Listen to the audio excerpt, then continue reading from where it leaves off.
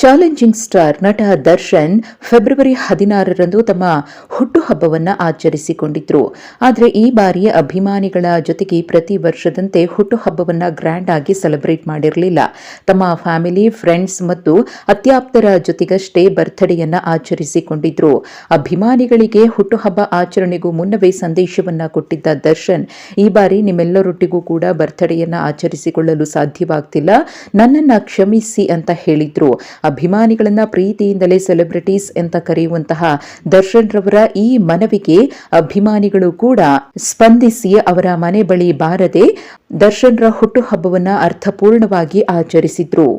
ತಮ್ಮ ಸೆಲೆಬ್ರಿಟೀಸ್ ತಮ್ಮ ಹುಟ್ಟುಹಬ್ಬವನ್ನ ಆಚರಿಸಿದ ರೀತಿಯನ್ನ ಗೌರವಿಸಿ ಇದೀಗ ನಟ ದರ್ಶನ್ ತಮ್ಮ ಸೆಲೆಬ್ರಿಟೀಸ್ಗೆ ಧನ್ಯವಾದವನ್ನ ತಿಳಿಸಿದ್ದಾರೆ.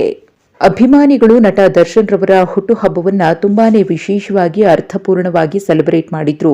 ದಾನ ಧರ್ಮ ಮಾಡೋ ಮೂಲಕ, ಸಾಮಾಜಿಕ ಕಾರ್ಯಗಳಲ್ಲಿ ತೊಡಗಿಸಿಕೊಳ್ಳುವ ಮೂಲಕ ಅಗತ್ಯ ಇರುವವರಿಗೆ ಸಹಾಯದ ಹಸ್ತ ಚಾಚಿದ್ರು ದರ್ಶನ್ ಅಭಿಮಾನಿಗಳು.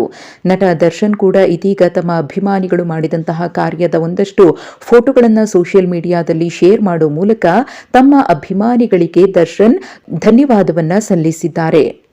ಹಾಗಿದ್ರೆ ನಟ ದರ್ಶನ್ ಹಾಕಿರುವಂತಹ ಪೋಸ್ಟ್ನಲ್ಲಿ ಏನಿದೆ ಅನ್ನೋದನ್ನು ನೋಡೋದಾದ್ರೆ, ಪ್ರೀತಿಯ ಸೆಲೆಬ್ರಿಟೀಸ್ಗಳೇ, ನಿಮ್ಮ ಬಗ್ಗೆ ಎಷ್ಟು ಹೇಳಿದರೂ ಕಡಿಮೆ ಎಂದು ಭಾಸವಾಗುತ್ತೆ.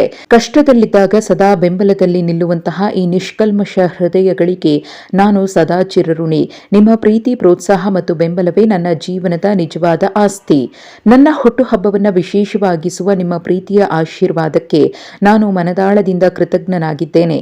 ನೀವು ಹಲವೆಡೆ ಮಾಡುತ್ತಿರುವ ದಾನ ಧರ್ಮ ಕಾರ್ಯಗಳು ಸಹಸ್ರಾರು ಹೃದಯಗಳನ್ನು ಸ್ಪರ್ಶಿಸುವಂಥದ್ದು. ನಿಮ್ಮ ಈ ಕೆಲಸಗಳು ಅನೇಕರಿಗೆ ದಾರಿದೀಪವಾಗಲಿ.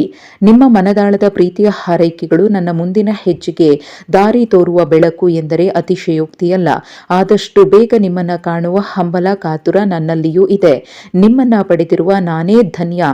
ನಿಮ್ಮ ದಾಸ ದರ್ಶನ್ ಅಂತ ಹೇಳಿ ನಟ ದರ್ಶನ್ ತಮ್ಮ ಸೆಲೆಬ್ರಿಟೀಸ್ಗೆ ಧನ್ಯವಾದವನ್ನ ತಿಳಿಸಿ ಆದಷ್ಟು ಬೇಗ ನಿಮ್ಮನ್ನ ಭೇಟಿಯಾಗಲಿದ್ದೇನೆ ಅನ್ನೋದನ್ನು ಕೂಡ ಸೂಚ್ಯವಾಗಿ ಹೇಳಿದ್ದಾರೆ.